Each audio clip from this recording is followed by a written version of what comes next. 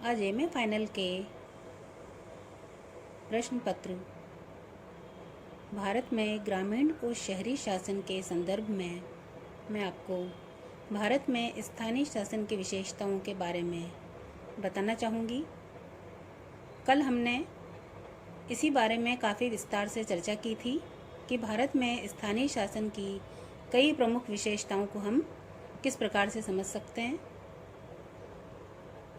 पहली आपको बताई गई थी संवैधानिक स्तर, दूसरी राज्य सूची का विषय, तीसरी संविधान द्वारा रूपरेखा का निर्धारण, चौथी ग्रामीण तथा शहरी स्थानीय संस्थाएं, पांचवी निश्चित कार्यकाल, छठी वयस्क मताधिकार, सातवीं अनुसूचित जाति एवं जनजाति को आरक्षण, आठवीं महिलाओं को आरक्षण, नवीं अन्य पिछड़े वर्गों के लिए आरक्षण।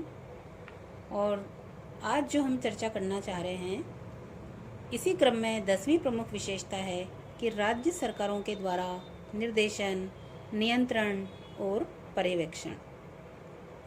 स्थानीय शासन की ग्रामीण एवं शहरी दोनों ही प्रकार की संस्थाओं पर नियंत्रण रखने, उनको निर्देशन देने और उनका पर्यवेक्षण करने का अधिकार राज्य सरकार को प्राप्त है, क्योंकि स्थानीय शासन राज्य सूची का विषय है।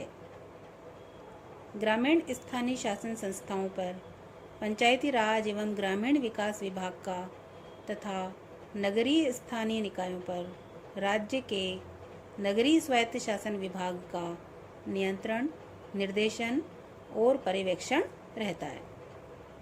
अगली विशेषता पर हम अगर प्रकाश डालें तो इसमें प्रमुख रूप से है राज्य वित्त आयोग द्वारा वित्तीय स्थिति का पुनरावलोकन। भारतीय संविधान के अनुच्छेद 243 के अधीन वित्त आयोग के गठन की व्यवस्था की गई है, जो कि पंचायतों के साथ ही शहरी स्थानीय निकायों की भी वित्तीय स्थिति का पुनरावलोकन करती है और इनकी वित्तीय स्थिति को सुदृढ़ करने के लिए राज्यपाल को अपनी सिफारिशें प्रस्तुत करता है।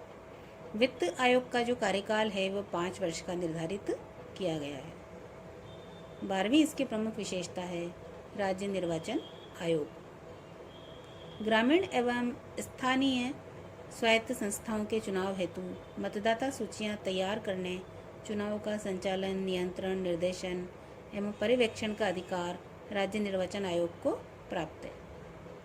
राज्य निर्वाचन आयोग में राज्यपाल के द्वारा नियुक्त एक निर्वाचन आयुक्त होता है, जिसका कार्यकाल तथा सेवा शर्तें राज्य विधानमंडल निर्धारित करते हैं। अगली प्रमुख विशेषता है अपर्याप्त वित्तीय संसाधन। ग्रामीण एवं शहरी स्थानीय स्वायत्त संस्थाओं के सामने धन की कमी की समस्या हमेशा बनी रहती है। इस कारण से इनको कई बार समस्याओं का सामना करना पड़ता है।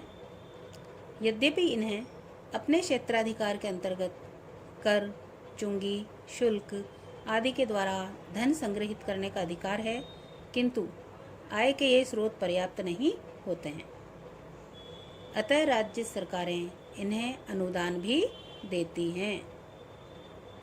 अगली प्रमुख विशेषता है प्रशासनिक अकुशलता की छवि। स्थानीय स्वायत्त संस्थाओं में प्रशासनिक और राजनीतिक हस्तक्षेप भी समय समय पर होता है। दलीय आधार पर इन निकायों के चुनाव होने से स्थानीय स्तर पर शक्तिशाली जातिगत आर्थिक गुट बहुत अधिक प्रभावशाली रहते हैं। अतः इन संस्थाओं को कुशलता से कार्य करने में अनेक प्रकार की कठिनाइयों या समस्याओं का सामना करना पड़ता है। अतः इनकी छवि प्रशासनिक अकुशलता की बन गई है।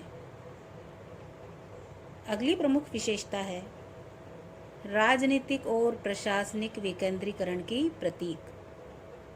भारत में स्थानीय स्वायत्त संस्थाओं के माध्यम से न केवल राजनीतिक शक्तियों का अपितु प्रशासनिक व्यवस्था का भी विकेंद्रीकरण हुआ है। इन विकेंद्रीकृत संस्थाओं के माध्यम से स्थानीय जनता स्वयं अपने सक्रिय हस्तक्षेप से स्थानीय मामलों का प्रबंधन करती है। राजनीति विज्ञान एवं लोक प्रशासन के अधिकांश विद्वानों ने अपनी रचनाओं के माध्यम से इस सत्य का प्रतिपादन किया है कि लोकतंत्र की यथार्थता स्थानीय स्वायत्त संस्थाओं की सुदृढ़ता से ही संभव है। वस्तुतः सुशासन के बीज स्थानीय स्वायत्त संस्थाओं में ही निहित होते हैं। अतः लोकतांत्रिक प्रक्रियाओं के साथ ही राष्ट्र निर्माण में भी इन संस्थाओं की अति महत्वपूर्ण भूमिका होती है। स्थानीय शासन को पर्याप्त महत्व नहीं दिए जाने की भूल के कारण ही वर्तमान में भारतीय लोकतंत्र की संसदीय संस्थाओं और प्रक्रियाओं में वैचारिक प्रतिबद्धता का अभाव है और इसके साथ ही गरिमाहीन आचरण व अस्थिरता भी देखने को मिलती है। अतः यह न केवल वांछनीय है अपितु अपरिहार्य है कि संसदीय लोकतंत्र की आधारशिला स्थानीय स्वायत्त संस्थाओं को वर्तमान में जो महत्व प्राप्त हुआ है उसे अंतिम बिंदु न मानकर इन संस्थाओं को और अधिक जीवंत, ऊर्जावान और सुदृढ़ बनाना होगा। इस प्रकार से स्थानीय स्वशासन की उन प्रमुख विशेषताओं को देखने के बाद अगले चरण में हम स्थानीय स्वशासन या स्थानीय संस्थाओं के प्रमुख कार्यों के बारे में विवेचना करेंगे। आज के लिए धन्यवाद।